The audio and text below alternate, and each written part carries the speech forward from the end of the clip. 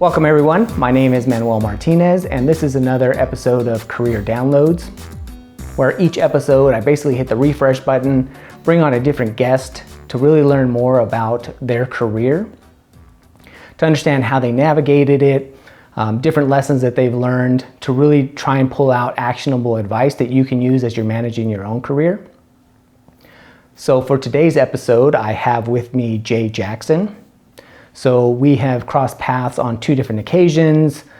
He has a very interesting background. He has done a number of things, different areas that we'll touch on as we kind of go through the conversation. And I'll let him explain that, kind of his ideas on professional branding, the different things that he's done, how he's kind of navigated through different career choices and different roles. So with that, I'll introduce Jay Jackson. Hey Manny. How you doing? Good to see you. Good seeing you. Beautiful house here, man. Thanks. I like a setup. Took a little bit of work to kind of put it together, but I think overall it's starting to look semi-professional. Starting to, right? Yeah. I like it. So what I've been doing with the guests is if you can just, to kind of start off, just give us your current role or position and then just kind of a summary of some of the responsibilities and things that you kind of do in those roles. So I got a lot going on, so cut me off if I'm going the wrong direction. But right now I teach at a local college, a couple of them actually, and my main role is an instructor in the networking and cybersecurity program. And the classes I've taught are introduction. I like intro classes because it's like getting someone interested in a concept. I've taught introduction to Linux, introduction to information systems, project management, networking, and introduction to cloud computing, and I helped develop their AWS Cloud Architect class with someone from AWS. I believe you know him. I do. Great guy. So I've done that, and I've helped with the project management at the grad level here at a local college. So that's my teaching, and then I also consult, because teachers don't make a lot of money, so it's good to have that extra income, right? And in consulting, I generally do project management, and that's everything from managing software projects, which I'm doing primarily now, to implementations. I've done, as you know, you've helped me out on some data center implementations, little data center implementations, and also if a company has an enterprise application that they need help implementing. People think that I go to Best Buy, buy software, install it, and then we're done. That's not how it works, right? There's a lot that goes on to make the implementation successful. So we do the soup to nuts entire life cycle of the implementation. And really odd things, like every now and then I get a call saying, hey, I need to make a website, and I'll help out manage it, or I'll do it myself. It's really simple. That's because I'm interested in projects. So whatever becomes interesting and it sounds great, and I like the person I'm working with, that's what I'll do. I also have a couple companies I'm a part of. I'm a part owner of. One of them is a car dealer wholesaler, and we're looking to, technology is evolving so rapidly now. For those people who are leveraging the newest stuff, AI, APIs, they have an advantage over especially legacy industries like car sales. It's pretty old school. So I'm working on a project where we're trying to leverage APIs and AI to understand the true value of a car and what it'll take to get it to a certain level. So we're working on that project, and I'm also doing house flipping in Indiana with my brother, part of that, which that one's not really introducing too much technology to it. We're trying to, but it's been pretty messy. So, and then I have this side hobby stuff that I do every now and then, like refurbish electronics from Amazon returns. I had an eBay store. I still do, but I've kind of slowed down on that. And everything I do kind of use it as a mechanism to teach students if they're interested. So I generally will bring a student on to help out, and they get the experience and I get the energy from them, the excitement of doing something new. It's kind of a win-win. It's very interesting how you're using all these different avenues, and similar to you, right? I see a lot of these businesses, and when they're not leveraging technology, I had another guest on where we've talked about it, where she was working at a hospital. She got out of tech, started working in the hospital, but she saw a lot of inefficiencies, where technology, process, procedure, things that we're used to, and especially you, with project management, hey, here's steps that we follow. just building a lot of efficiency, and you being able to go through and, like you said, the auto industry, like, you know, most people wouldn't think that that's somewhere where AI and, you know, APIs would leverage, but the way that you're doing it, it sounds like you're trying to kind of, when you say what it would take to get there, so are you kind of understanding, hey, based on mileage, condition, what is it at now, and kind of to bring the value up for the resale, like 10 grand, hey, what are the items that would be needed based on, I'm assuming you're using AI to just kind of do research for you, right?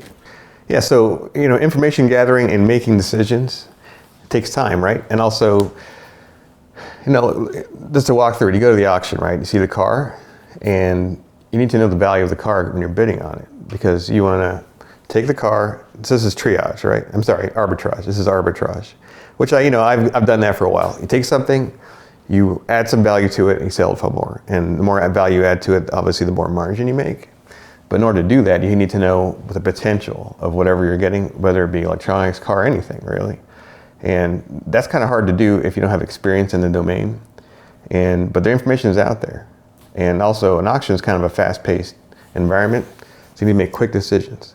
And it's very time-consuming. And I have a very good friend of mine who kind of showed me the ropes. I helped him open up his dealership here in 2007. And it's a lot of work. You get there early at the auction, have to like do a bunch of stuff. But all that's been done forever, and there's data out there that will suggest that. So what if we could do that programmatically, not only with one auction, like across the country, and then I can make quick decisions. And even though I'm not right 100% of the time, I save all that time and having to go to the auction, so on and so forth. And if you do that, you have a lot more success, I think, than if you do everything the kind of old school manual way. So the company's now realizing that, hey, if I want to have a platform, like an online auction platform, and I want to make it attractive to everyone, then I need to be able to share my data somehow. So everyone has APIs somewhere on the roadmap. And the larger ones already have them out. And that gives a whole new ballgame. So all the dealers who are still going there, doing a handshake with the auction person to slip them 100 to help them out, you know, have someone there scouting which cars, or themselves, which cars are valuable or not. That's all kind of wasted energy if you can do everything programmatically. I'm going to go back a little bit now, and just if you can kind of tell me kind of where you kind of grew up and what eventually got you interested into technology and kind of what started you down your career path. Yes, I grew up back east. I'm from the Maryland, Virginia area, DC area. And from day one, I've always loved video games, right? Still do. I mean, I can't play them as much, but I always loved video games. And true gamers who I consumed as many games as I could, from as many platforms or consoles as I could. If it was a game, I was interested, right? Everything from like text-based RPGs in DOS or Prodigy, whatever, all the way up to, you know, the AAA Call of Duty type games. I'm interested in playing it, you know? So, you know, to understand how to play games and get them working, you got to understand technology, especially the high-end computer games. So an example of this would be Warcraft 2. Warcraft 2 was one of the first games that I played that you could play multiplayer across computers. So I have 6 brothers and sisters, and we're all gamers for the most part, except for one. I don't know where she's not a gamer, but everyone else is. And we want to play each other in Warcraft 2, so we had to figure out how to network them. And no one taught me. I had to figure it out. So we, you know, went to the library. This is like 93, so before the internet came out. We had to go to the library, get all the equipment, try a bunch of stuff. IP addresses. Okay, this is a static IP. I need a static IP. Okay, I need a crossover cable because this cable doesn't work.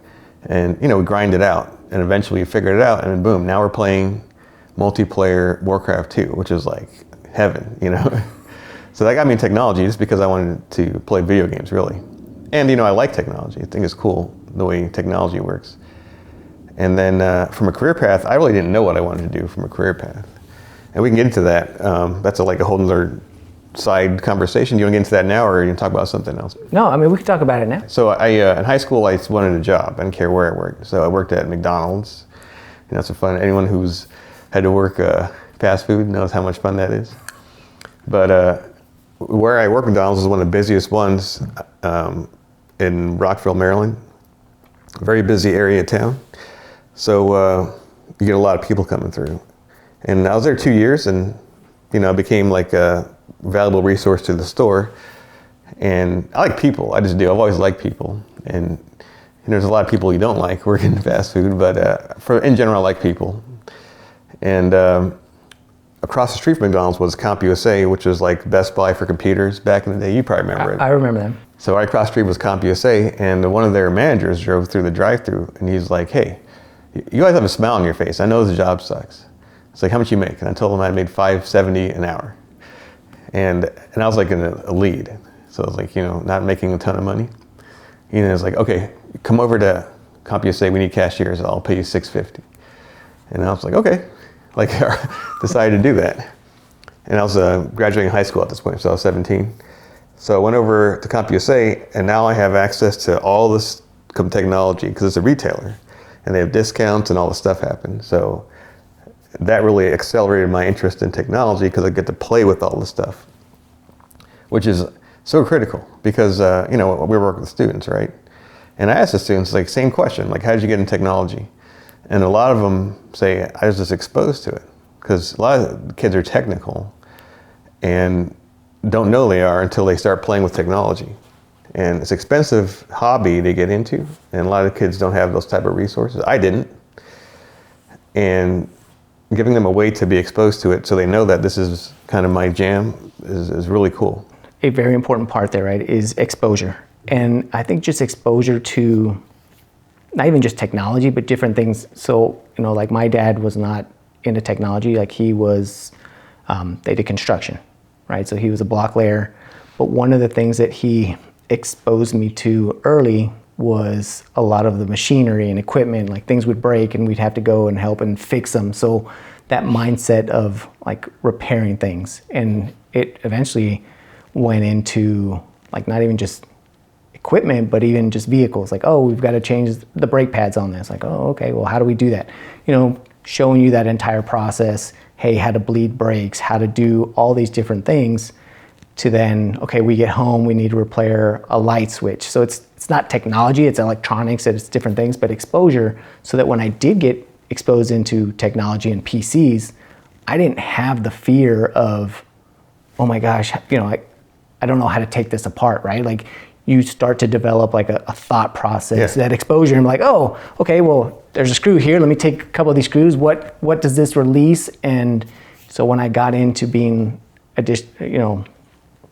initially as a PC technician, like I didn't have that fear, like that exposure.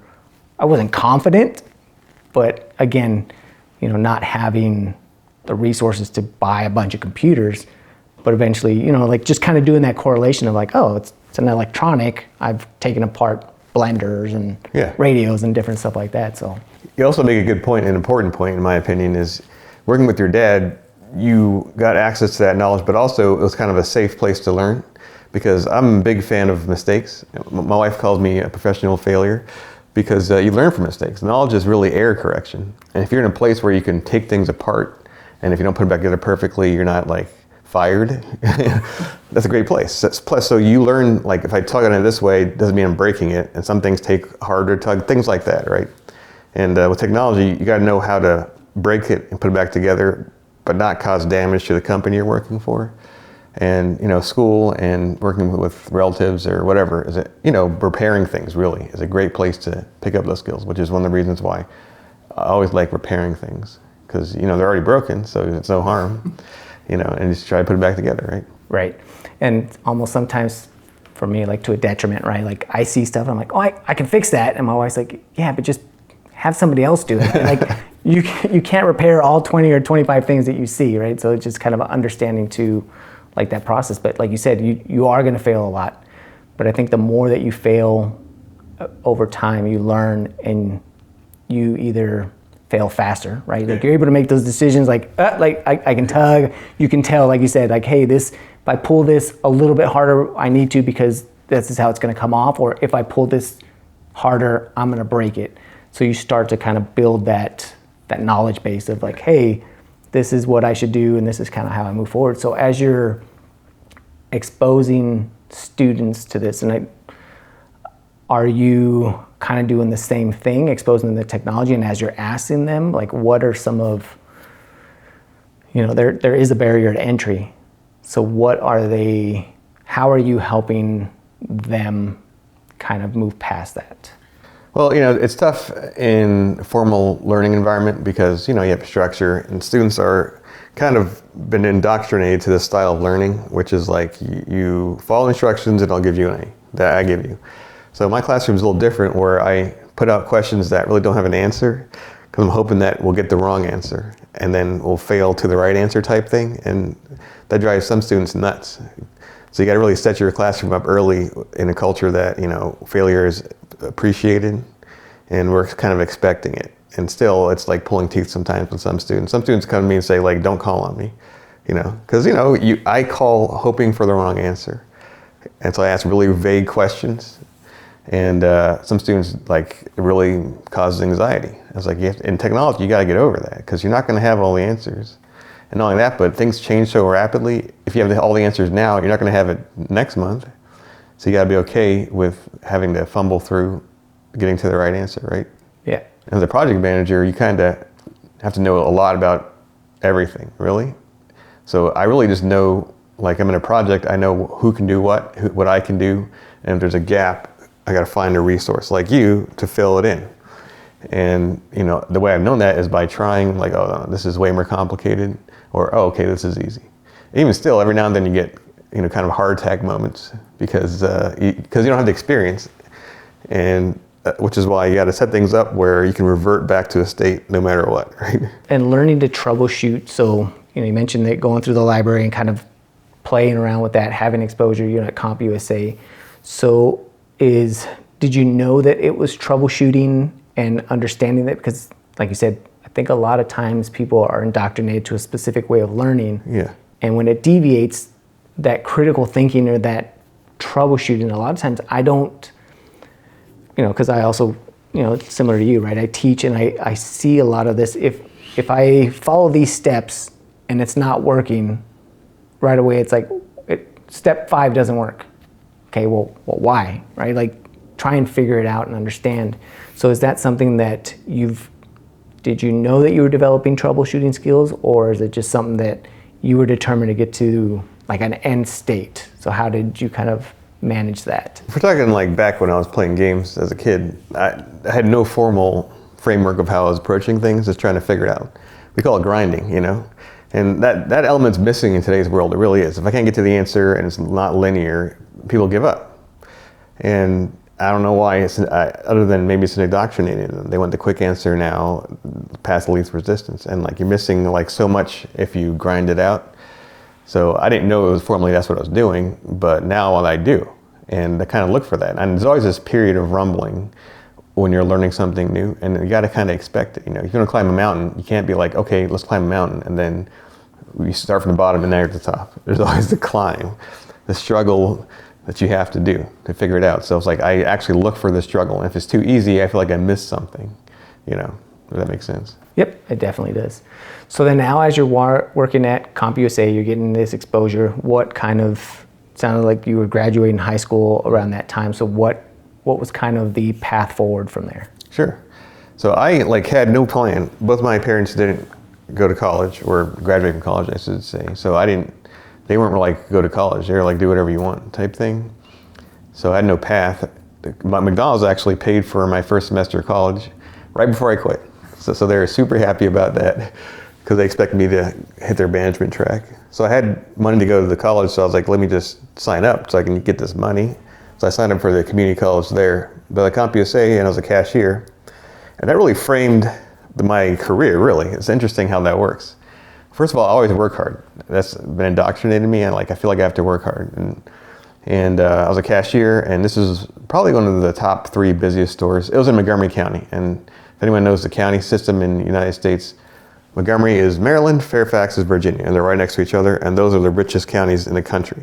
That's right, well, the senators live and all that. So CompUSA was one of the busiest in the country, the most revenue generating, because everyone has money. So as a cashier, you're like working nonstop because there's always huge lines. This is before Amazon and the internet, so people had to go somewhere to get stuff. This is also when warranties on products came out. So it's like I buy a printer, I can buy extended warranty, 3-year warranty or whatever. You know, Best Buy, you know, if people ask that question, or it's not even asked now, it's on the screen. Do you want a warranty? Yes, no. What does that even mean? So, but they asked cashiers to ask that question. And I thought that was part of the job. I didn't realize that that was something extra. So I did it. And so someone had a printer walk by and say, hey, we have a 3-year warranty. It costs $30 or something like that. Do you want it? Yes or no. That was it. Yes or no, do you want the warranty? And I found out later, for everyone, I found out later that you got paid a commission if they said yes. And so I was making $6.50 an hour, and I was making $18 an hour selling warranties. That's when I realized, wow, you make way more in sales than you make in just like your regular job. So it's interesting. We had a group meeting, and they're like, who's this kid? And that was me. And I raised the general manager came out, and he's like, you're like one of the top warranty cashiers in the country. Like, what are you doing? And I was like, I asked them if they want a warranty. That's like literally all I'm doing. I'm not like pitching it or anything. So ask them, do you want a warranty? So you weren't even giving them an explanation of what was involved unless they asked. So you were just saying, do you want a warranty? Yes, no. Pretty much. And that's it. Yeah, pretty much. And they asked, like, what does that mean? I was like, well, if you have a problem for that particular one, you carry it here. Or Warrantech was a company that we used. And it's like, this is before I knew like what the real story is with these warranties. So again, I was naive. I was 17. They're like, yeah, you call this number and they help you. Okay. Most people said no, but some said yes, right? So $18 an hour is like 3 to 6 warranties an hour, depending on the type of warranty. And we were so busy, I always had people in my line. So I was like, me. Back to the story, the general manager says, who's this kid? He's like, me. And he's like, you're like one of the top people in the country. So they had just started a small business sales part of CompUSA. It was kind of like a corporate part where you're selling to small businesses. They already had a corporate, but they were trying to separate large companies with small business. So they wanted to move me to that. So when I was turning 18, so now I went from cashier to like corporate sales. And I kind of did a grand tour of the store before I got there. So I went to the parts counter so I could learn about memory and hard drives. And I went to the back hardware section so I could sell computers and learn about computers. And then I ended up in corporate sales, which is wild because I'm 18-year-old, and you know, as an 18-year-old male, your brain's still forming. And I had the ability to do things like change margins and on our company, on our store and other stores. So like really a trusting role. So now I'm like going from $6 an hour, now I'm making like 40 to 60 because it's commission based, which is crazy. So I had enough money to move out of my house as an 18-year-old. Also made going to college very tough because I'm like, why am I going to college? I'm making all this money. So I had enough money to buy a car, pay for my own stuff. And a lot of it I spent buying cool electronics. About the Sony Mavica, I don't know if you remember that. It was a digital camera, one of the first ones that used a floppy disk. So I didn't have to do all this hoopla to download it. It's just boom, floppy disk, and you got the image. It was like $1,000. It was like some crazy luxury. And this kid has it because he blows his paycheck on it type thing. So that kind of shaped my career. It's like, okay, you can make a lot of money in sales. And I just had the personality for it, which really was tenacity. Because, you know, in sales, people think that they're like, everyone's a used car salesman. It's like, no, there's way different profiles. And with technology, especially, my personality works, where I'm just the facts, information, right? So that's kind of where my technology career started, was corporate sales for CompUSA. And I failed out of my first semester of college because I stopped going to class. I'm like, what's the point of going to class? As you're picking up this, you know, the sales acumen, right? Going through as a cashier, and I guess a lot of it's just naive, right? But was there anything when people would say no to you? Like, did you take offense to that? Or, you know, and especially as you're moving now from that into a corporate sale. So how did you deal with, a lot of people will call it rejection. I don't think it's rejecting. They're just rejecting that offer, right? So I've done a lot of sales. And that type of sales didn't burn at all, because I'm like giving information. Do you want a warranty? Here's what it does, yes or no. And there wasn't any pressure for any numbers. So no one's saying you have to do this. No one's saying, oh, here's how you do objection handling. None of that. It's just like, whether you want to do it or not. And no one else was doing it, which blew my mind. Because like, you just ask them if they want a warranty and you get $3 an hour extra. That's crazy, or more. So I didn't feel the burn at all. And when I went to corporate sales, this is the late 90s. So it's like 97. So it's like tech boom central. And everyone has a lot of money because the economy's screaming. So it wasn't really sales, it was really order taking. It's like, how do you take orders best? And I started to learn all the nuances of taking orders. Because, you know, there's always a higher level than the level you're on. So for me, it was, remember this is before the internet. So people would call in and you had access to the main line from where I was. You know, you had a phone and you have the lines on the side. One of them is like your line, one of them is corporate sales, one of those is the main line. So when I had downtime, people just kind of chit chat, smoke break, you know, hit on the cashier.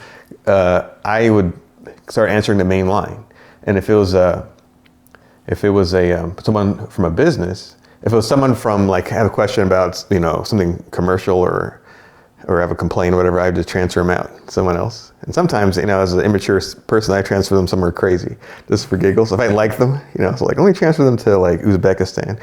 But if they're a company, I would answer their question because I was pretty knowledgeable about the stuff because I made the rounds and was interested. And I'd say, hey, when you come in, I'm gonna have it ready for you. So that way I got credit for the sale. So my numbers were bonkers because I was stealing from the retail section of the store because I'm supposed to be selling to companies only. But I was because I was answering the main line and I was like, hey, do you work for a company? And then when they came in, I had a cart ready for them with their deal and I had a slip that had my name on it, boom. I found an angle that worked. But, you know, I didn't have to do that because everyone's buying. It's like managing who's buying what type thing. So I wouldn't even categorize that as sales, really. It was order taking. But I got a taste of how much money you could make. But even though, like you said, it was order taking, but again, you found that initiative, and I think it's just that it sounds like you were very curious, right? So it's that curiosity of like, instead of, especially at that age, right? Like, you know, like under 20, you know, like you're probably not even 20 yet, right? Or right around there, 18 to 20, to have that mindset of to go through and say, all right, hey, like I said, I can go do everything else that other 18-year-olds are doing and goof off, but you were like, hey, what can I do to kind of pull it, even though it was order taking, was it just to try and pull in additional? Yeah, stay busy. Okay. And that's one of the things that the gamer mentality I like, is like everything's a game to me. Like everything's a game. So this is a game, like how do I beat it, essentially? Because you play a game, like there's all these nuances to beat it. And back in the day, you probably remember this, with Nintendo, like you played and if you died, you had to start over. So you really had to map out what you were going to do if you want to beat the game type thing. And you look for the nuances. Oh, okay, if I go here, this happens type thing. So I approach everything like a game and it's fun. And I find the levers, and that was one of them, you know.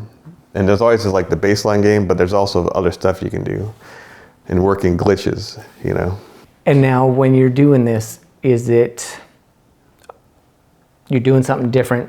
Did this, similar to when you were a cashier, did this help kind of put you towards the top as one of the top, you know, small business lenders? And yeah, it was. And really, I thought I was lucky. I didn't think I was the top. I thought, okay, I'm in one of the richest counties in the United States, in the world, in the United States, and I like lucked into the small business role. So yes, I'm one of the top people in the country, but not because I'm great. It's because I just happened to be in the right circumstance, which, you know, that's happened a lot in my career. And then eventually I realized, wait a minute, other people are in this and they aren't at the top. So maybe there's something I'm doing right. But like for the first 10 years I was selling, I was like, wow, I got lucky that I'm in this role, because I've always done well in sales. But I'll tell you, that transition into tech, because as you remember, you had a couple good years where things were booming and then there was a crash, right? And you could see the crash coming. So I was at CompUSA until 99. So I started in 97 and 99, and the tech was crashing. So CompUSA was a poorly run company. It was. So they got bought, or someone took over, and he's like, I don't like the small business idea. So they cut the department and lost all their talent, just like that. So I was out of a job all of a sudden. So I had a friend that worked at another retailer, Micro Center, and I started working there. but I kind of saw the writing on the wall, and so I was getting tired of it. I was back in retail. I was in kind of like their parts area, and it paid really well, actually. And that's where I got introduced to big commissions, because Micro Center was a really generous company, and a lot of companies, manufacturers like Xerox will pay extra money for like an end cap or to incentivize people to sell. A lot of times companies will take that for themselves. Micro Center would translate it to would give it to the reps, the people on the floor. So one point, this is the one thing I'll remember, that is one point Xerox had a deal where if you sell one of their printers, the spiff was crazy, like $50 per printer. And our department would pull it. So when I heard that, none of the other printers existed. Like your only choice to buy is from Xerox. And we ended up selling a ton, like selling out all of our Xerox. So my commission check was $10,000 as a 19-year-old. And it was like crazy. I couldn't believe I got a taste of big commissions, and I immediately blew it all. Like terrible decision making. And I got introduced to taxes because I knew it was coming. By the time so I spent it in my head already.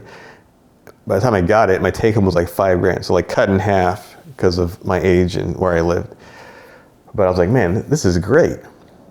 But things were going sideways because of the economy. In retail, it's tough. We work long hours and you have to deal with a lot of Karen-y type people. So I was like, I understand technology. Let me just figure out if I can move to that, because it seems like it's more interesting. So I got my A+ Net Plus, and really just by getting, this is when the internet was out now. So this was studying online. Do you recall Brain Dumps? Remember that? Yeah. Brain Dumps was great. So Brain Dumps gives you access to tests. So it's like one of the first measure up type place. And I just spent every night I would spend 3 to 6 hours taking tests. Really, not even understanding the concepts. Net Plus was tough. I didn't even understand what I was memorizing. Like UDP, what is this? But I know it does this because the question says it does. And I ended up getting my A+ Net Plus in like a month, both of them. And back then, that meant something. So I took my A+ Net Plus and parlayed that with a contact who knew me into a $22 an hour job working for an MSP as a tech. And that was kind of my first real tech job. And when you say that, you kind of use that contact, so did you apply for a position? Did they just kind of call you in, or kind of what was the process to kind of get that job, apart from having that contact? But did they tell you, hey, get your A+ Net Plus, or like you said, you just knew that, hey, having these is going to open up opportunities for me? Well, I like talking to people, and hearing their story. And Micro Center and CompUSA had, as a tech area, like Geek Squad type thing. And they're all people who are starting their career in tech, they want to do tech. And I always, even back then, liked fixing broken stuff, so I'd see what they're doing. And one thing I missed out of this is, being friends with them, and also the way the retailers worked back then. If someone returned an item or was broken or they abandoned it from the tech shop, there's a section of the store where they just put it for sale. And that's a nuance I found. And I was like, oh. And they said, well, just get rid of it. They don't care how much margin they make or anything, because they've written it off already. So I would buy a ton of the broken computers and then fix them and resell them. And I made a lot of money doing that, a lot. And I knew I had aptitude for it. It was interesting. Talking to techs, that's where I learned, okay, we're all trying to get our A+. We're all trying to get our Net Plus. And some of them took them years because they were afraid to fail the test. When I decided to do it, I immediately took it and failed it. So I knew what was on it, type thing. Studied and then retook it, which is still the way I approach test taking, really. And so I was like, okay, well, that's what made me decide I need to get my A+ Net Plus. And then, because I talked to everyone, I kind of put it out there that I was looking for a tech job. And a friend of my dad's is the one that pulled me in. Says, oh, okay, I'm looking for an apprentice to help, who's looking to start their tech career, who's willing to work hard. And I had a reputation of someone who worked hard. So that's how I got that first position, really. And I want to kind of go back and dig a little bit deeper onto your test taking process, because similar to you, and I've run into other people where there's that anxiety of test taking. And I get it, nobody really likes to take a test, but to me, there's no Like if I decide I'm going to take a test, do you go through and actually schedule the exam? Do you study first? People are different. I know that early on in my career, I'm like, okay, well, I'm going to study for this exam. And I would study almost forever just because like I'm studying, but I'm just like, okay, I don't want to, it's not that I don't want to fail, but I'm just like, okay, I want to be prepared. I noticed that if I just actually schedule the exam and put it in a dead end date, right? Like, okay, I'm going to take it in 2 months. I'm a lot more disciplined at studying. And then similar to you, if I go and I fail, I have a better understanding. So the next time, maybe I'm not taking 2 months. Maybe I schedule it a month out, 2 weeks, 3 weeks, like something shorter, and just that repetitive process. And now I've gotten to the point similar to you. If I say, hey, I'm going to take this exam, I'll book it no more than about a month and a half out, and I'll just kind of knock it out. And I don't have that anxiety of, oh my God, am I going to pass? I'm not going to pass. And I know some people have that. Obviously, it sounds like you didn't. Was there a thought process behind that? Or is it just like everything else? It sounds like you're pretty open to just trying things like, okay, I'm going to go try it. And if it doesn't work out, I'll do it again and I'll do it again. So there's a little bit leading to that. And to answer your question is I'm the same as you. If nowadays I don't have to take as many exams, but if I don't schedule it, it's hard to take it seriously, So I find myself having to schedule it if I'm going to take it seriously and tell people. So I just ran the same thing for anything that's tough. So I just ran this Las Vegas marathon piece. I've run marathons. If I don't schedule it and tell everyone I'm going to run it, then I'll just like back out because there's a lot of training involved in that. So that makes things easier. But back then, if I decide I'm going to do it in my brain, it's like I have to do it, type thing, or it'll start eating at me. So back then, I just decided I was going to do it and did it, type thing. So back then, it was my process. I had to take it first because there wasn't a lot of information out there in the internet. Nowadays, there's so much information, Measure Up, all these other tools, Udemy. And what I found is if you can get 80% or higher on those tools, you're probably going to pass the test. So that's how I know when I'm ready, is when I get around 80% on those types of things. And it's usually pretty right. So that's my process now. It's like, okay, I got to take this. Like I got to take some this fall for the college I'm teaching at. And so I'm going to schedule them during the break. I'm going to do the testings until I hit 80. And it's a lot of refresher now, so it's easy. It's not like I'm learning it from scratch type thing. And then once I hit 80, I'll go take the test type thing. And you can take tests remotely now, which is great. I don't have to go anywhere. And usually there's, availability instantly. So I can take it like 24 hours. So it's not like I have to plan. So I can just wait till I'm ready and then schedule it. However, if some tests are dragging, then I'll schedule it and know it's coming and tell people, hey, I'm taking this, because now the pressure's on, right? So it goes back to like that gaming system, right? So you're telling people to kind of go through and game and say, okay, hey, is it competitive or is it just to keep you accountable? Accountable, not competitive. Although competitive is fun, but you're going to have a hard time finding opponents. I had one student who just loved taking certifications, and he's the person that I would try to compete against. And this student was awesome. He, while he was in community college CSN, he got his CCIE, which I had never heard of that before. The CCIE, there's only like 70,000 globally of that. Yeah. And before he graduated community college, he went ahead and got his. That's a maniac. So he was like getting a cert a month. Like, what cert am I getting this month type thing? And for him, I would compete just to keep, feed off each other's energy type thing.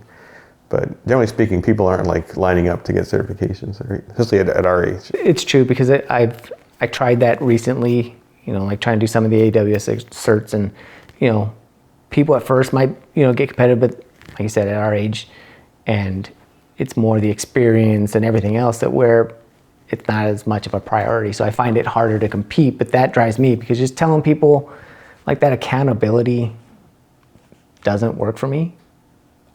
Sometimes I've noticed that almost the exact opposite happens. If I talk about it, and I've read that there's something in your brain, right? Where if you think about it or if you say it, a lot of times you get that dopamine hit of like, oh, it's almost like accomplishing the same thing, right? Like if I say I'm going to go buy this thing, if you think about it for a day or two, you get the same hit as if you were to buy it.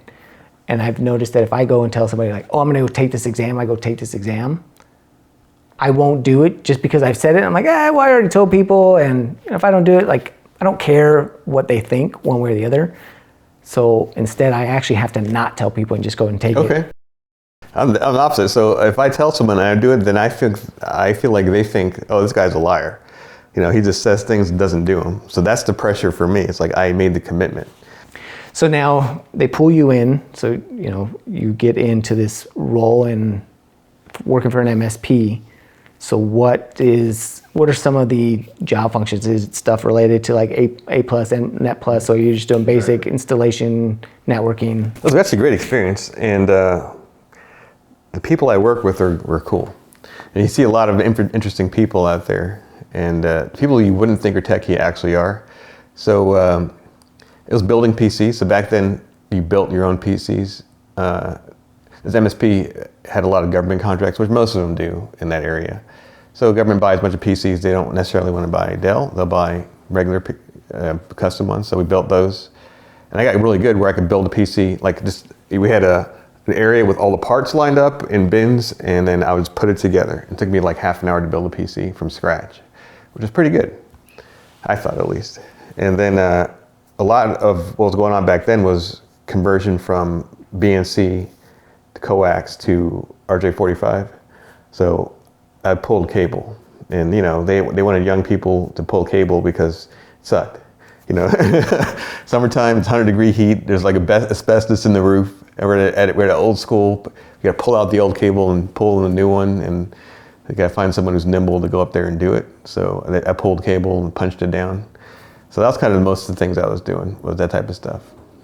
And then you took that experience and then eventually kind of did what with that? So now you've got sales experience, you've got a little bit of technical experience. So I got used to sales, which is really comfortable job, you know, and bigger commission. So I was making $22 an hour as a tech, which is not bad, but I was making more in sales and doing way less work. So I was like, you know what, let me, and I had failed out of college twice at this point. And a lot of my friends weren't doing cool stuff. And my grandma was moving from Hawaii to Las Vegas. And she's like, hey, why don't you come out here and finish college out here? Like, get rid of the distractions and come out to Vegas. And I was like, yeah, that's interesting, actually. Let me go ahead and do that. So my brother and I moved out of Maryland to Las Vegas, helped them move all their stuff from Hawaii into a house here, and lived with them, and then went to UNLV and CSN. And got my degree in MIS, and thinking that I was going to continue on my tech career. And I immediately got a job making like $11 an hour on campus because I had my A+, Net plus, which is great. I mean, that's crazy. $11 an hour is kind of what students make nowadays, like 20 plus years later. So it's like, how is anyone surviving nowadays? It's like mind-blowing to me. But anyhow, so I was a student worker, and at night I would wait tables. I worked at Applebee's, or I ended up selling cars because that made way more money for CarMax. So I worked during the day, and then at night I'd sell. And when I graduated finally, I had a couple opportunities to be a tech, and I just hated it. Because I got exposed to what techs actually do, especially for larger companies like a university, and there's so much downtime. It made me nuts. I remember my first week there, and you get your work orders, right? So like plan my day out, get my work orders, knocked them all out in 2 hours. And then the person running the area called me and said, hey, let me talk to you. I was like, okay. It's like, he's gonna give me work orders or give me kudos or whatever. And he said, hey, listen, you gotta make those last all day because I don't have enough work for everyone. So you gotta make those, I don't wanna have to use idle. So you gotta make those last all day. I was like, what? I was like, this is not what I'm used to. You know, in retail, you gotta work, you know, and when you're working like for MSP, you just work your butt off.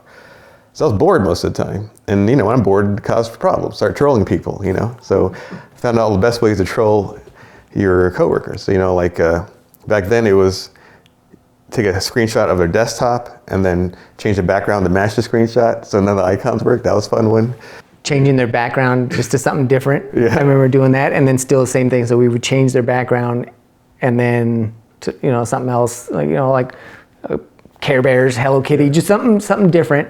and then do that same screenshot, and they couldn't click it. They were trying to change it back to whatever it was, and it'd sit there. Put tape over the mouse so the mouse doesn't work. Change the DNS, the local DNS file, so it goes somewhere crazy, like google.com will go somewhere crazy because it looks locally first. Obviously, that slow pace, and I wonder if just the exposure of like the university, right? Because I do know that sometimes while it's public sector, right? So a lot of times that public sector is a lot slower for that. And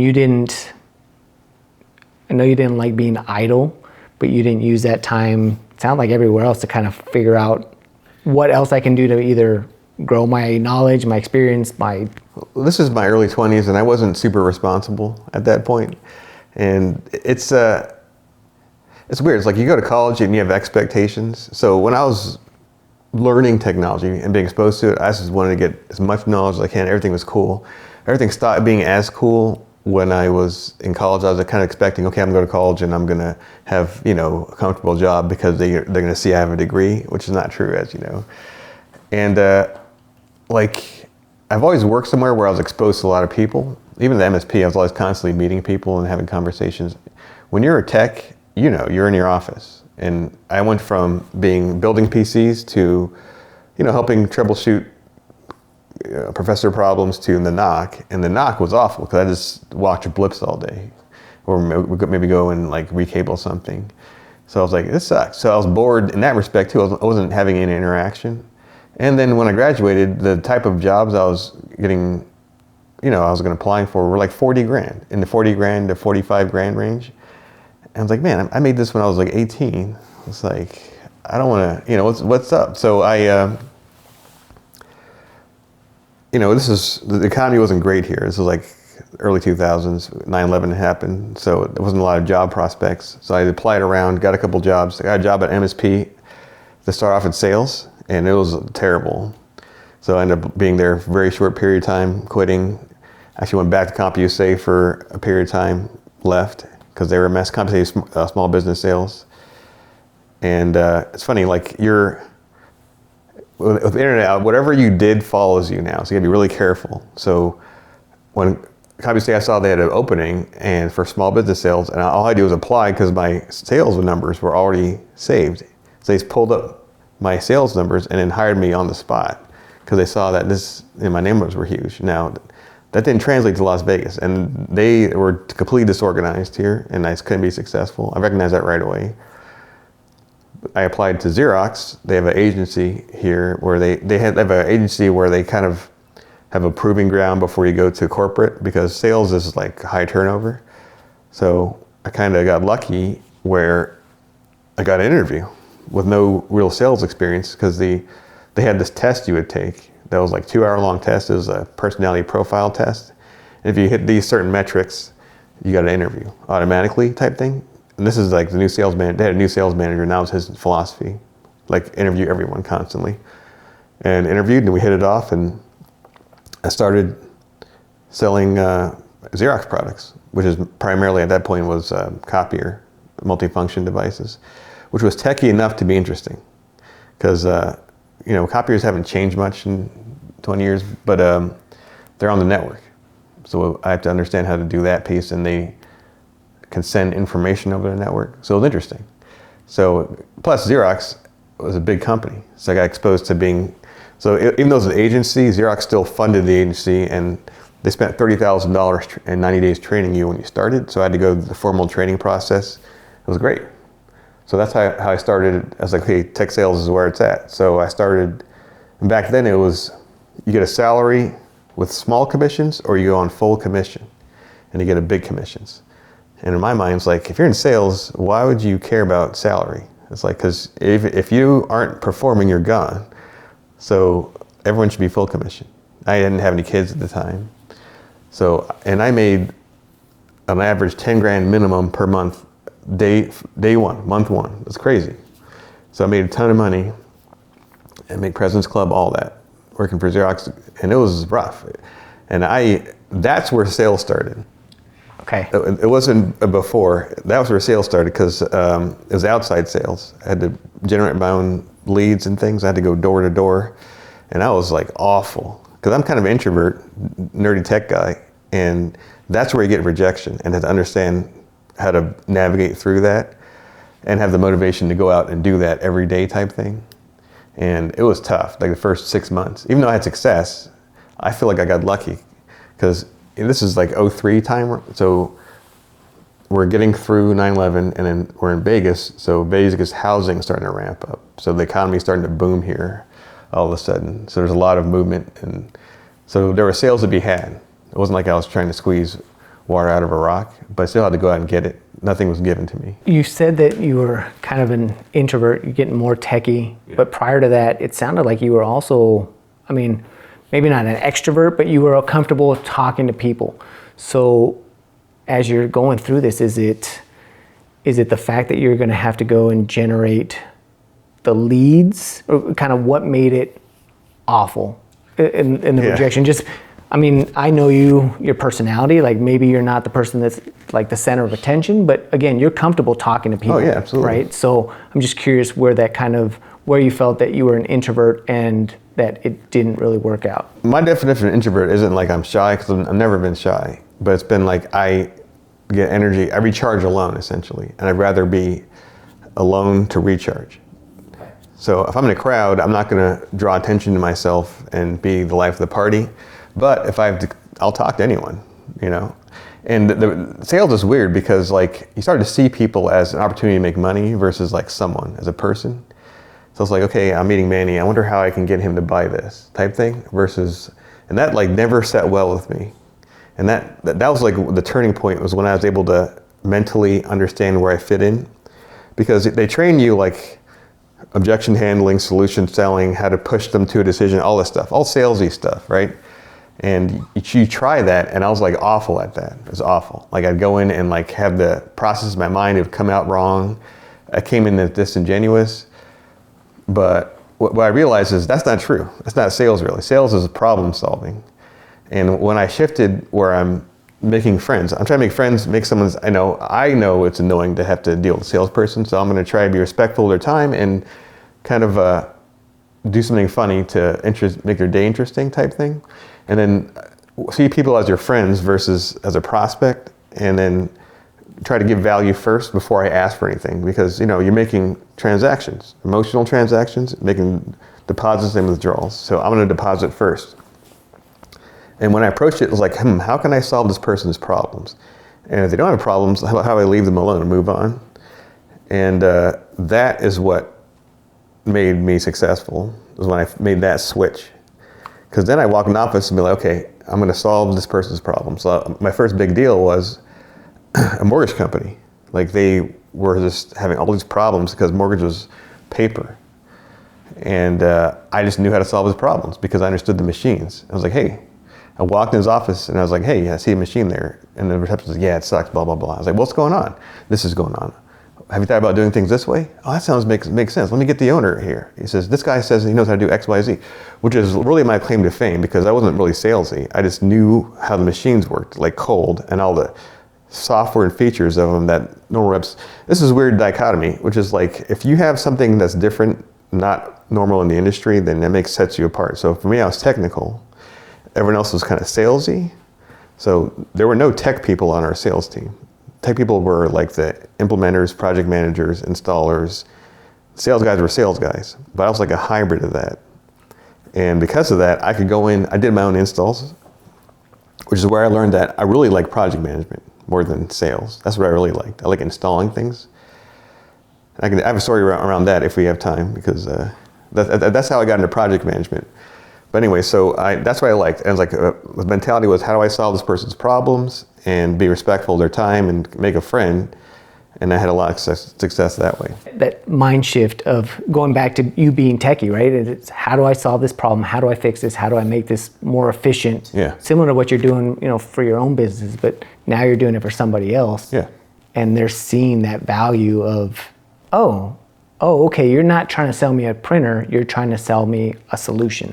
And I think in the time that I was a sales engineer, that is something that I noticed was what would kind of get me, again, not better sales, but better interactions with those customers. Because as soon as you start going like, hey, I want to sell you this thing, well, what if I don't need that thing? What if that thing doesn't, sure, it's cool, it does all these cool things, but I don't need that. It doesn't solve a problem for me. So finding what that problem is, I understand now where that really made you successful. So then what, from that point, so now you're obviously becoming a good salesperson. They're seeing you as be the installer. You're doing everything soup to nuts. You mentioned that got you into project management, but what part of that is it? Scheduling the install? Like I'm every trying to see the correlation here. Yeah, sure. So I can tell you, like that same deal. So the way it works is the salesperson sells it and they pass it off to a specialist who does the site survey and I'll make sure the machine's ready to go in. And then I'm supposed to be done with the transaction once the customer signs, and I'm on to the next A-time sales. So I got that big deal, sold them a bunch of machines, including a big one. And I assumed that the specialist was doing the rest of the piece. So project management really is like, a temporary endeavor to produce a result, right? And you got to put all the pieces together. And the big machine required 220 power, and they didn't have that. So the people came in, took out the old machines, put the new one in, and just left. It says, oh, there's no power here, and just left it there. So the guy had no big machine to work off of. And I called a specialist, like, what? He's like, oh, I'm busy, sorry. And it's like, sorry. So the owner calls me and says, hey, listen, every hour this machine's down, I lose 10 grand. What are you gonna do about it? And I was like, I couldn't sleep that night. So I ended up out of my pocket paying 2 grand to have an electrician pull a power line there. I had to call around and find one who's willing to like drop everything and do it. That's why it cost so much.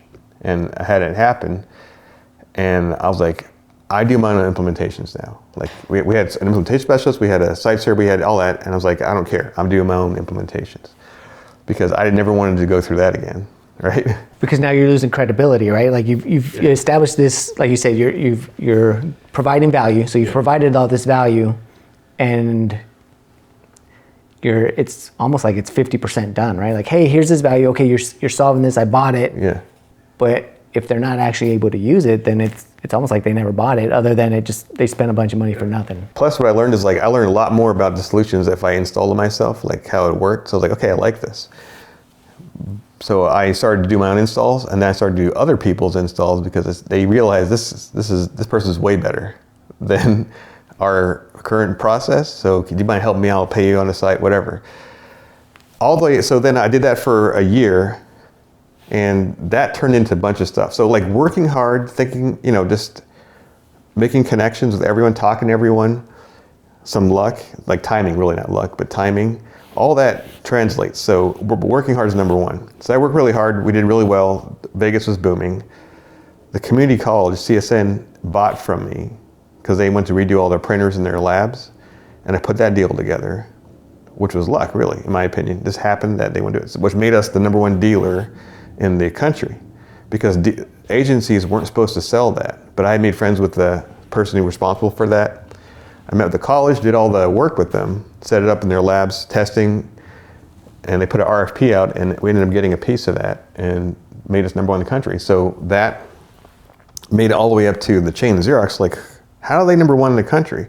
And they're like, they pointed to me as the reason. So they were like, okay, we want this kid out like 25 at the time, and move them into like a regional position where I'm making like way into the 6 figures, which is crazy to me. And but I had to go through that. So people who work with me were pushing me through, but I was like super unrefined 25-year-old, So I wasn't able to articulate my thoughts well, wasn't able to articulate a plan well. A lot of it was kind of ad hoc thinking, like reacting to whatever came. And when I had to file an interview with the regional VP, like he didn't like me. And they ended up hiring someone who was a good person, but wrong fit for the role. Instead of me, everyone was really upset, including myself. And I learned a valuable lesson there. It's like, doing is great. Being able to communicate, you just know how to do it. It's a different skill altogether. But the people, this is a weird transition for Xerox where they were trying to figure out how to sell their products through the channel, which is like MSPs type thing. And they didn't know how to do that, didn't have people on the ground to gather information. So the people I've been working with were like, okay, we did get you this job, but we still want to work with you. Here's what's going on. We know you like learning things. Can we just pay you as a consultant to quit where you're working now and help us with this project? And I was like, cool, yes, which was an awesome experience. Because now that I'm like flying around the country, so essentially they said pick a reseller. My father-in-law happened to have a reseller here in town. So I joined his company and they're gonna push machines through the channel. They had this new program for managed print they wanted to try out, and they wanted me to sell it and report on how it did and stuff like that to all these groups. So it was great. So I did that for a year, and I got to meet the CEO of Xerox, MLK. He was like awesome person twice. One time it was me one-on-one with her, which is crazy. That's once again luck. And it's funny too, because I realized what I was really doing. So the program had a lot of problems, and people were afraid to bring it up because it's weird. The corporate culture is like you don't want to be the person who's negative, perceived as negative. So an example of that was like the program they had was awful. I mean, it was super buggy, had all these problems, and but they had some a programmer everyone liked. They just spent a bunch of money to bring the program in. They didn't want to hear that. But so we had this meeting. It's a steak dinner, and they're like, everyone's like, oh, this is wonderful, it's wonderful. And they came to me and they're like, what's your experience? You sold a couple of these? Like, I was like, oh, this is an awful program. And like, FM out, it's way better. Here's all the problems I'm having. This program's garbage. Which, once again, I'm a 25-year-old, not realizing that that's not how I should articulate it, because the person who made it is right there, VP's right there, and it's like dead silence for the rest of the meal. But everyone's like happy that I said it. But that like hurt my prospects of getting renewed contract because of the way I said it. And there's two things that you kind of talked about that I kind of want to touch on. So the first one is, as you're going through and you're selling, right? And now you've become the implementer, you're kind of managing the project.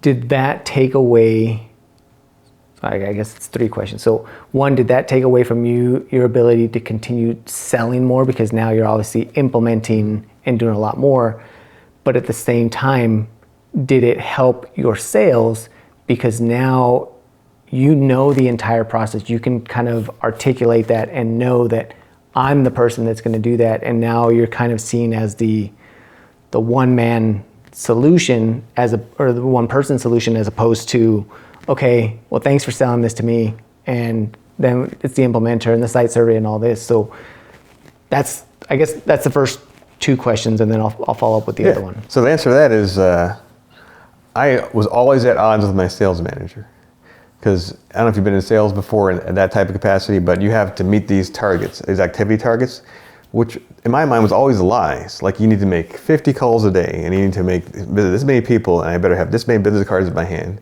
because that's how they decided on your activities, which was supposed to lead the sales. And I'm like, everyone's different. So you can't have some cookie cutter approach to how they do it. And also, like, people are lying. So I was always like low activity, but I was always made my number. So I was like, what do you care? I made my number. Who cares what activities I'm doing? So when I met an account, I wanted to make sure everything worked for them. What we sold, I wanted to get to know their business, everything. Like, tell me about your business, whatever. So I went all the way in on accounts. So yes, that took away from me looking for a new business. So I always had these like peaks and valleys in my sales, but they always evened out. But I was always like on some improvement program where, they have a reason to fire me now type thing. It was super annoying. So I'm always at odds. Now, my manager at the agency was great. So he knew, he could foresee that I was going to make things happen. But future sales jobs, it was a battle where I would just say, you know what, then find someone else, because this is how I sell. So to answer your question, absolutely, it took away from selling time, but it was 100% valuable. I learned so much about what we're selling, how it actually helps the customers, what the problems are going to be, business in general, friends with, and referrals, which is number one, because that business owner talks to other business owners, and eventually I didn't have to do much prospecting because people were like, okay, when you're ready, this is the guy you want to talk to, type thing. And then the other question that I had is when you mentioned the communication, right? And that's something you you understand the technical, and sometimes that's a problem that we'll have is you're smart, you know a lot, but being able to articulate that. So you mentioned, when you met, the CEO, being able to speak there and even at that dinner. So is it more of the approach that you're taking to communicate? Because again, you don't have a problem saying it, but is it the approach, the communication style? What was the big area? So this is like, so I had some trouble because of that, just in general, because very blunt, and that doesn't work, right? And I started really getting into reading right around that time, and one of the books I read was 7 Habits, and that really changed, of highly effective people. Okay. Stephen Covey, like my favorite book of all time, because it's a framework, and I love frameworks. And as a project manager, the number one skill is the ability to communicate effectively. Number one skill. Usurps everything else. You can't communicate effectively, you're not a project manager.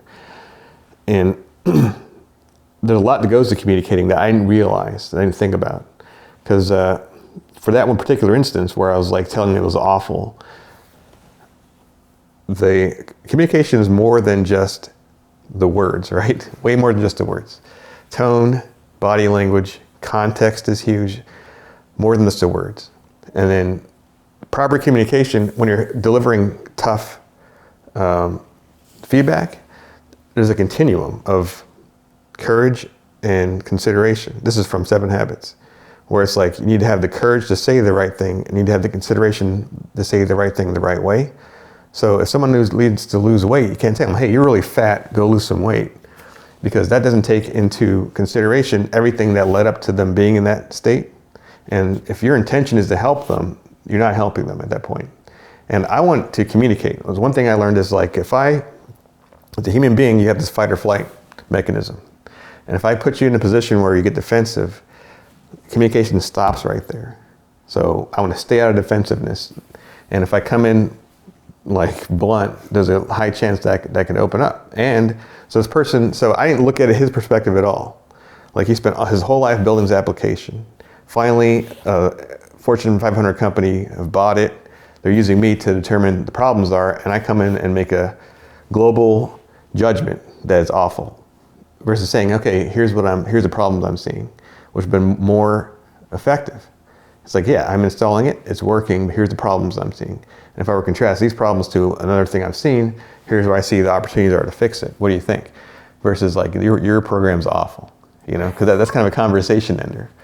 So thinking about the whole picture communication, and that's something I had to learn over time too. But when I started to look at things that way, I had a lot easier time having this type of conversation. Really, it's everything. Project management, everything. Because project management, you're dealing with a lot of moving parts, a lot of personalities, politics and all that, which is why project managers are compensated, not because they understand the concepts of technology, it's because they understand how to communicate them properly, how to work the politics of the situation, how to know this piece affects this piece, this person's going to think this, therefore you need to do this over here. That's where the money is in project management.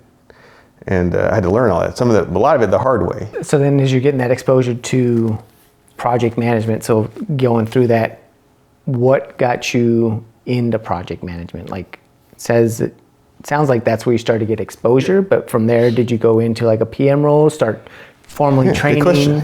Yeah, so I went from that consultant role, which I loved. So project management for me is like putting all the pieces together, which I love doing. At the end of the day, that's what I love doing. I love growth and progress, which teaching is great because teaching is like little projects, right? So I went from that consulting gig to Xerox Corporate, or Direct as they call them. So now I work for Xerox Corporate, and I have, large accounts like City of Henderson, CSN was my account. And I did that for 2 years, and the economy turned, and it was a wild west when the economy turned. Crazy things were happening. Silver State Bank, I don't know if were you here when they were around? Yes. Okay. They were one of our customers, and they were just gone one day. The biggest regional bank we had here, state bank, was just gone. And we had just sold a bunch of machines, so pick them up.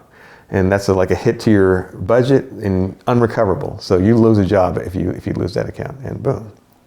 It wasn't mine, but I saw stuff like that happening. So I some shady stuff happened at Xerox because everyone was desperate because the economy turned in this town. And I was like, I'm done with all this. You know, you get recruited a lot. So I constantly had recruiters calling me. One of the recruiters that called me was Soft Choice. And Soft Choice is a kind of a VAR for software. Their primary service is Microsoft licensing. And it was interesting, more than copier, so I said, let me do this instead. So I left CSN. They're my customer. They love me. I had a good relationship, like long term. I still talk to them. You know, I work there, obviously. And still talk to the people that I interfaced with for when I was a rep there. And they're going through renewal for their machines. It was managed print. And they're like, we don't want to deal with the rep. We want to deal with you because we need help with implementation. You know us better than anyone. I don't want to deal with the sales guy. Will you do this for us? Do the whole thing. So managed print, you have to do a site survey, all this stuff. And it's tough because that's where the money was. You have to, so they were transitioning from having departments budget, buy supplies, to centralizing the IT. And you need to have all the data perfect to have that conversation because departments are going to lose their budget. And they were going to rely on Xerox to put that analysis together for them. And they just said, we want you to do it and we want you to manage the implementation, which is project management, really. I was like, I don't know, you know, I did this as a rep and I wanted to, anyway, so we talked about it and they like asked me how much I was going to charge and I threw a number out and they're like, yeah. So it's like, wow, this is something that I can get paid for to do versus just part of my job. And that's where I started realizing that, and then I loved it, you know. When you were doing this as a sales rep, you weren't getting compensated for that portion of it. This is really just on your own time out of, I guess, you're not paying for it, but it's out of your own pocket, right? Because this is time that you could spend, like you said, doing sales or doing something else. So you weren't compensated for doing that. If anything, the company probably to a point liked it. Maybe not your sales manager, but now they're not having to pay somebody else to do that, right? That's exactly right. So that's one thing I learned. So when I got to direct, I started to do other people's installs. Same as when I was an agent. And they were saving money instead of having to fly in a project manager to use me, and didn't tell me that, and had the same battles with the sales manager. I'm like, hey, I'm installing mine and other people, and you're going to still hold me accountable, and I'm at my number, and you're still going to hold me accountable? It was like super annoying, you know?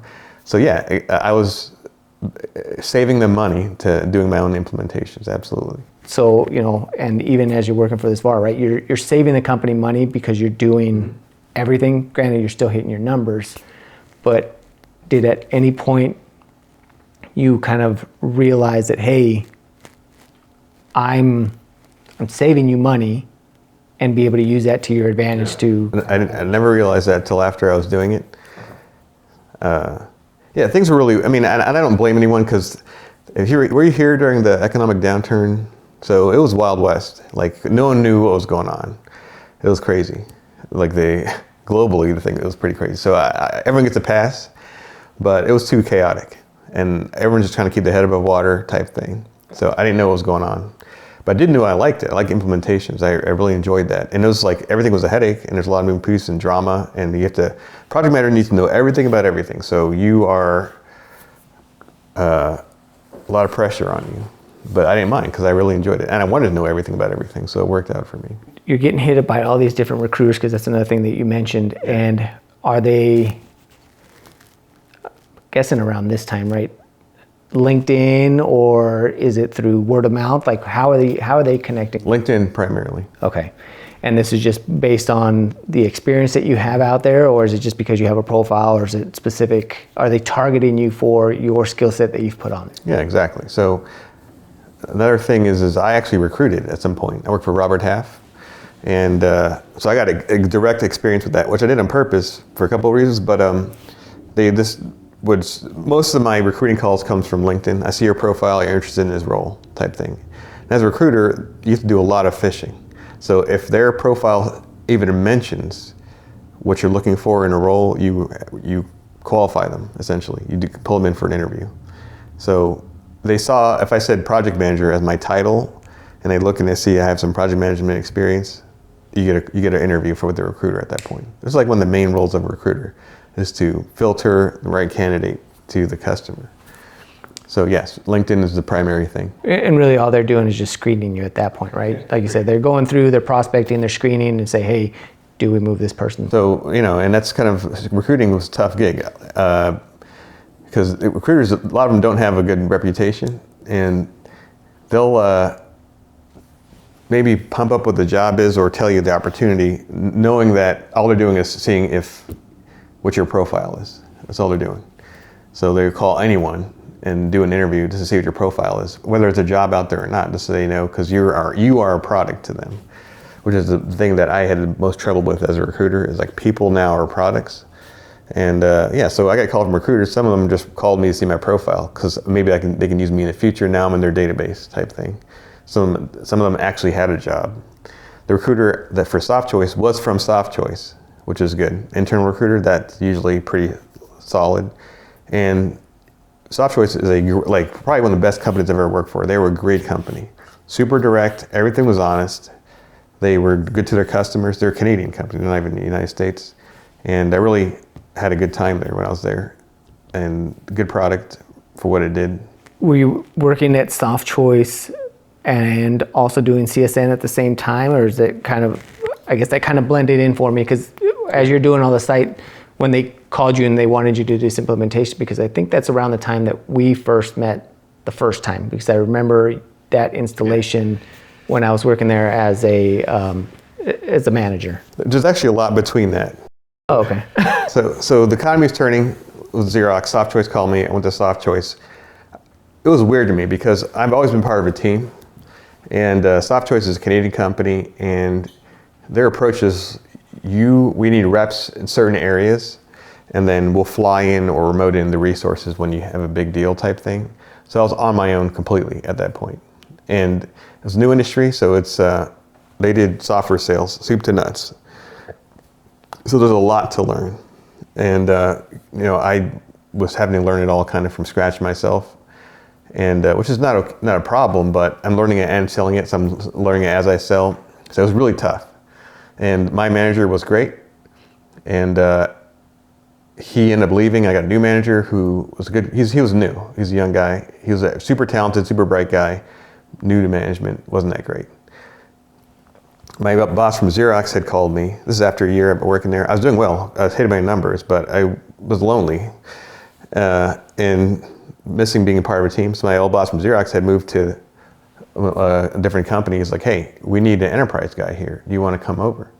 So I met with him, talked to some of it was for a dealership here, which I still work with now because they're great folks.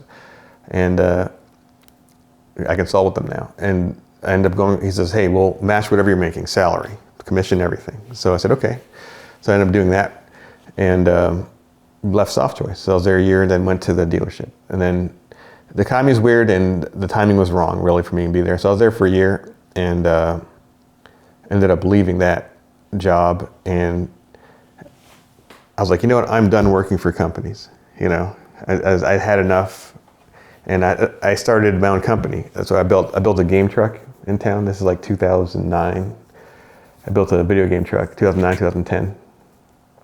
And that's when CSN called and I started consulting with them. So I consulted with CSN, consulted at other places, and had a game truck business at that point.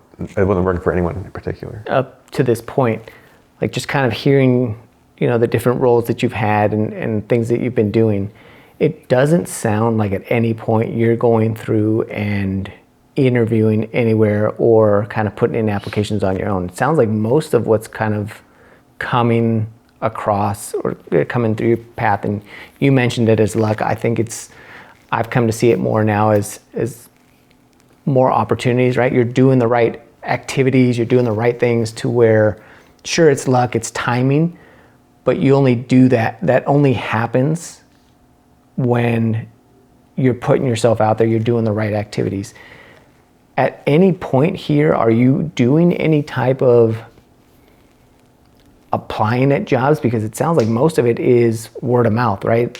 Somebody sees you, somebody hears about you. Sure, you're probably still interviewing with them at some point, but you're not applying anywhere. Everywhere they're seeing your work ethic, your personality, whatever it might be, but everywhere is kind of pulling you in as opposed to you kind of pushing yourself in.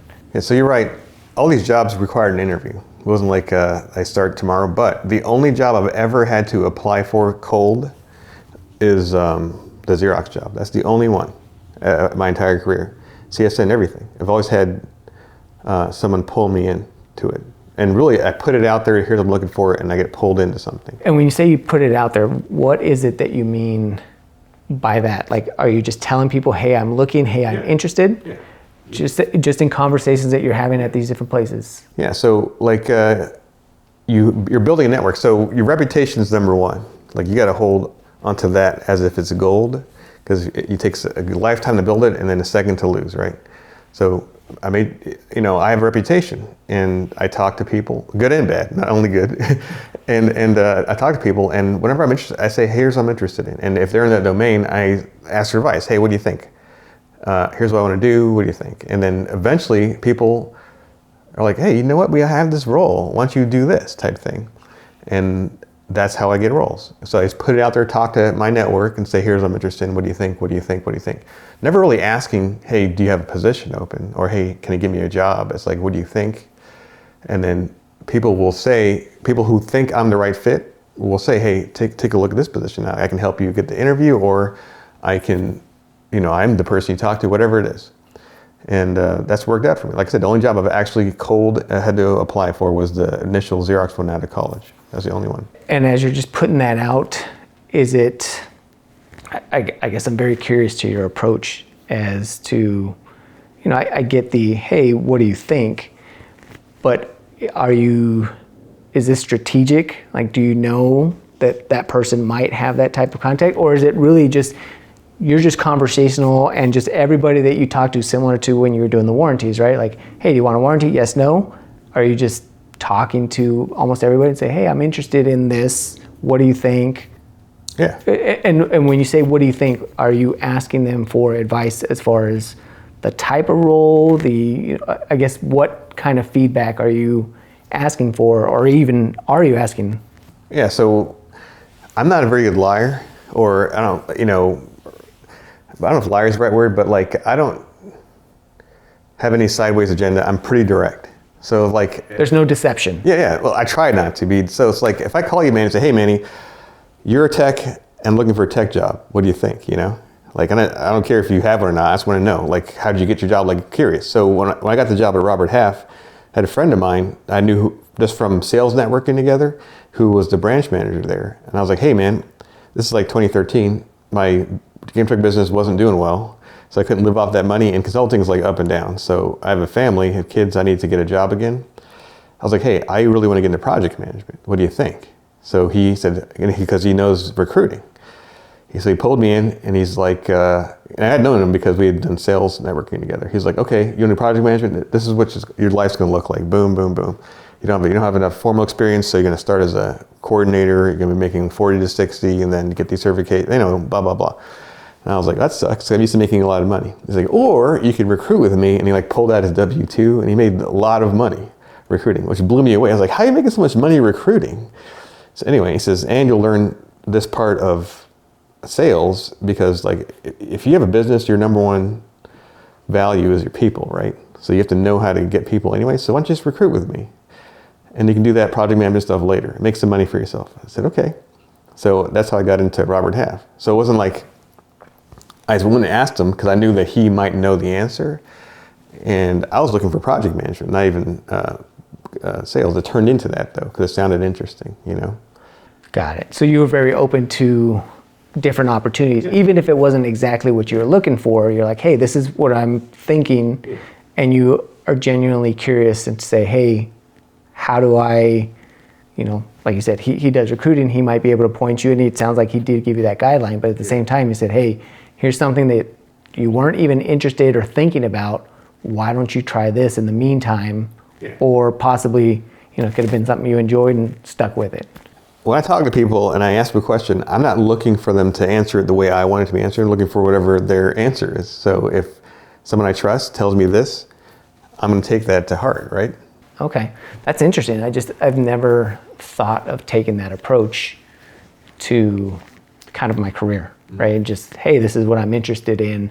It's always, I have the idea, and I might just ask, hey, do you know anywhere that would, like I'm more, I guess in that sense of the conversation, I'm more focused on, hey, here's where I'm trying to get. How do I get there? Or, hey, what do you think I might try to, what are the, the activities that I have to do? What's the knowledge I have to gain? What are the steps I should take? But it sounds like you're pretty open, like, hey, this is what I'm interested in, but if you have other ideas of something different, I'm open to it.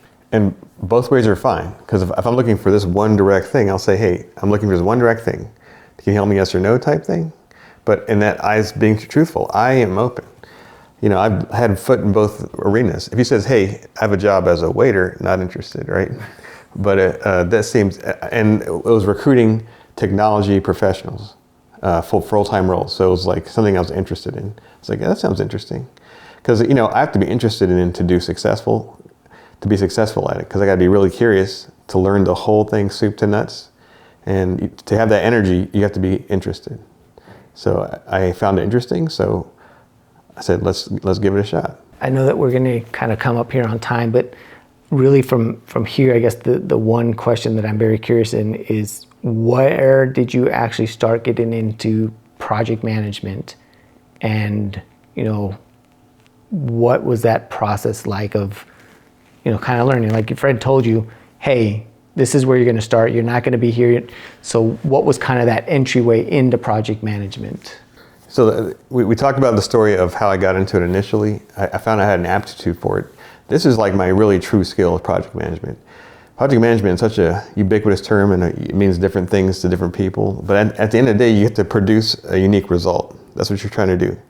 And building a business is project management. Implementing software is project management. There's a lot of different domains that touch project management. I just knew that I enjoy that. The fact that the college was willing to pay me, I finished the managed print services implementation, was very successful. And whenever they had like a big thing, they'd call me back. Hey, and it's random stuff. Like the college's online print storefront, where I can order prints online, I project managed that implementation. And then the word gets around. I applied for project management roles. I just didn't like the conversations I was having. But I've always had people call me and say, hey, I'm working on this big project, can you help me? And where I'm managing now, it was like, I saw low-code software emerging, and I knew it fit in this industry, so I just put out to my network, hey, have you thought about this at all? And it turned into big projects. And they're like, well, I want you to do this implementation. And so it's like word of mouth, really. I never formally said, I'm Jay Jackson LLC project management. It's just really, I find implementation. And like all weird stuff people call you for. I heard that you're really good at installing things. Can you just do this for me? Yeah. I'd ask them what it was and make sure I had the right skill, and I've had really strange projects I've implemented. So that's kind of where that came from, and I still enjoy it. And teaching for the college, I have enough flexibility in my schedule where I can do that still, which was one of the reasons why I like teaching as well, is like the flexible schedule. It's very interesting, and I had a guest on right before you that mentioned that, your network is your currency, right? And with you, the way that you're talking about it, I very much see that. Right, like it is your currency. You're not asking for anything, but again, the word of mouth, your reputation, and that's one thing that we had talked about prior to you coming on here, and it's the topic that I want to kind of end on is we've talked about kind of building your professional brand, right? So your reputation, your personal brand, whatever you want to name it. But really, what is the approach that you would take now?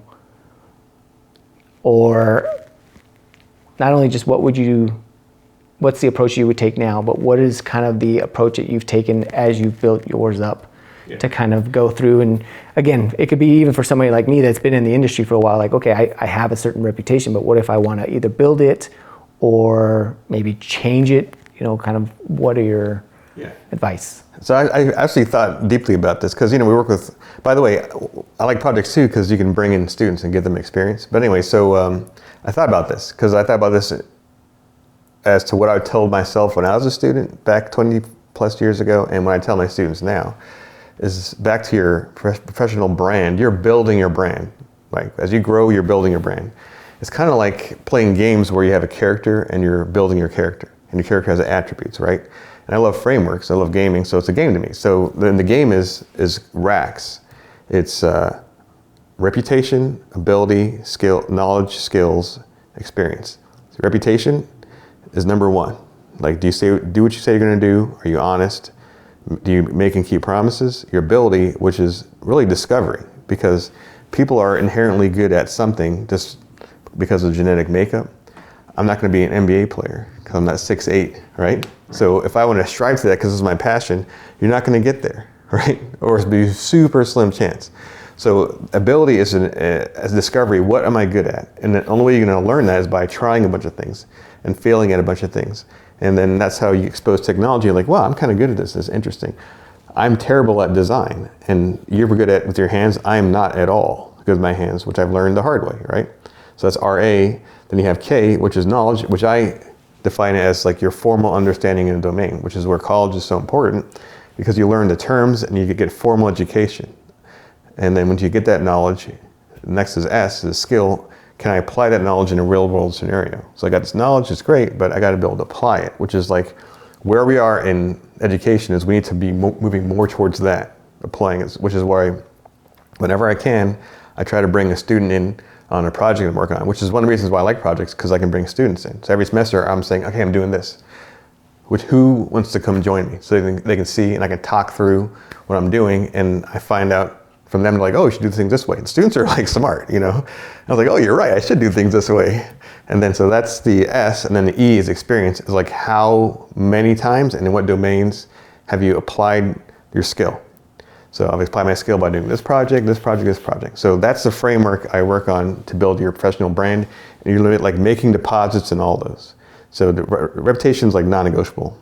Ability is tough, especially when you're younger, because you got to try a bunch of things out. Students are graduating. I got my degree in cybersecurity. You don't know what you want to be. You got to try a bunch of things out. When you try, I don't mean like get hired, oh, this sucks, and then quit. I mean, you go all in until you're like super proficient in it, and then you can decide whether it's for you or not. So when I started sales, it was awful. I'm like, man, I made a mistake. I'm terrible at this. You know, I hate my going cold calling, whatever. But I was like, you know what? Let me just try to figure this out. And then I ended up loving it once I went all in and figured it out. It's like getting in shape. You know, the first 90 days sucks, and then you hit a groove. So working on that framework is you building your brand, and you make deposits in each one. What kind of formal knowledge am I gaining? Never ends. So whenever I stop doing formal knowledge learning, like I see a decrease in my skills. So it's like I'm doing some kind of Udemy exercise. Whether I get a certification or not, I don't care. I just want the knowledge, right? Something new comes out, I want to learn everything about it. Blockchain, I want to know everything about it. Cryptocurrency, low code. So for the college, low code was starting to emerge into the mainstream. And we had a problem where COVID hit, and we had no case management software. And we thought COVID was going to be, a couple cases here and there. So they gave it to like the director to manage, and then turned into 1,000 cases. And she's like, I need to hire someone. I need to hire 3 people. I can't deal with this. I was like, well, tell me what you're doing. I'm just curious, right? Well, I call them because they called in, and someone tells me they called them, and then I take the information down on a Word document. I got asked the battery questions, and then I have to wait 2 weeks and follow up with them, blah, blah, blah. I have an Excel spreadsheet, which I mark, and that showed me. I was like, oh, this is chaos. No more need to hire people. Software can do all that. And I had been following, because I'm learning, the Microsoft had all this low-code stuff there emerging, and I said, let me turn that into this. And then I did it, not even knowing if I could do it or not, and then they ended up not having to hire 2 people, and we have a COVID case management program custom to the college, only because I'm curious. So it's like you have to stay curious and be learning constantly, because you never know where that's going to be useful for your personal brand, right? And always be looking for ways to apply it, because the formal knowledge without applying it is not valuable. I tell my students, we're learning all this in class, you need to find a way to apply it in your life. So you have a home network, great, create subnets, move all of your media to this subnet, move all this to this subnet, make the QoS so your computer gets all the bandwidth, stuff like that, because you got to apply the stuff you're learning. If you just learn in class and never apply it, it's not going to stick. And then in what domains have you do? Always be looking for, even if you're working for free, for experience, right? As long as you're going to actually gaining experience. So it's like, that's your personal brand. That's the framework I use. That is probably the best explanation that I've ever heard of like a framework. Like I've never heard a framework. People are always like, hey, do this type of activity or that type of activity, but that framework of, you know, the reputation, what'd you call it, RAKSE? Yeah, right? Reputation, ability, knowledge, skills, experience. And experience. And as you're walking through and talking about it, that's exactly it, right? Like I see all of that, the knowledge, like, okay, great, I can read, I can consume all this information. It's not gonna help me if I don't know how to apply it. Yep. Hey, okay, well now I know how to apply it, I've built up that skill set. Okay, how do I go What have you done? What have you done with it? Okay, well, if you can't get somebody to pay you for it, okay, maybe you start offering that. Like you said, it sucks, but I know plenty of people that have done something like that for free, right? Or build something for themselves and say, okay, well, here's what I've done with it, right? I built this skill on my own. Hey, here's what I've done for somebody else. May offer it to somebody. It's not there's not going to be a shortcut. I guess it's kind of the way that I see this. And that has probably been something that I think even now, I'm going to kind of go through and implement in my own career, right? Like I think I've got a pretty good brand, like my reputation is good. Like I say what I'm going to do. It's good with me. Similar to you, right? And I think that's why we've gotten along and, you know, we've crossed paths in the past. But just kind of now making sure that I'm applying in all these other different areas is going to be something that if nobody else is going to find as valuable, I know I am. Yep. You're building your character, your video game character, adding stars to your attributes. Right. And eventually you want them all full star. Yeah, you want all full. You're going to be a super powerful character. I know that there's still a ton of things that you've done that we just haven't covered. I definitely would want to bring you back at some point, you know, like for a part 2 and just get more of an update and, you know, and additional information. But is there anything that for this conversation that you feel that you want to touch on or, you know, anything that we might have missed? Not really. I think we had a good back and forth and we covered a lot of concepts. And I think that it's been a fun couple hours. Cool. I appreciate it. So with that, thank you everybody for joining, and you know, definitely plug in and download the knowledge. If you found value in this, please do comment, subscribe. Really helps me understand the type of guest, the type of content that you find most valuable. So until next time, thank you.